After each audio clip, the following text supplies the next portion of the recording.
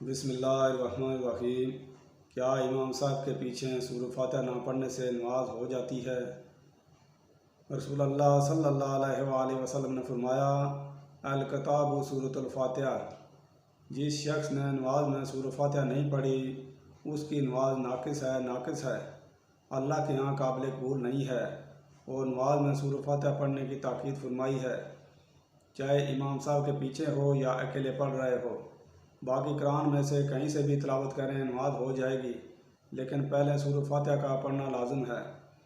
हज़रत अबू हुरैरा रज़ी अल्लाह ताला अन्हु से किसी ने पूछा कि अगर इमाम साहब के पीछे नमाज पढ़ रहे हूँ तो फिर क्या करें? तो आप रज़ी अल्लाह ताला अन्हु ने जवाब दिया कि आप दिल में सूरह फातिहा पढ़ लिया करो। हदीस सही बुखारी और सही मुस्लिम। अल्लाह ताला से दुआ है कि अल्लाह पाक हमें सुन्नत के मुताबिक सही नमाज़ पढ़ने की तौफीक अता फरमाए। आमीन।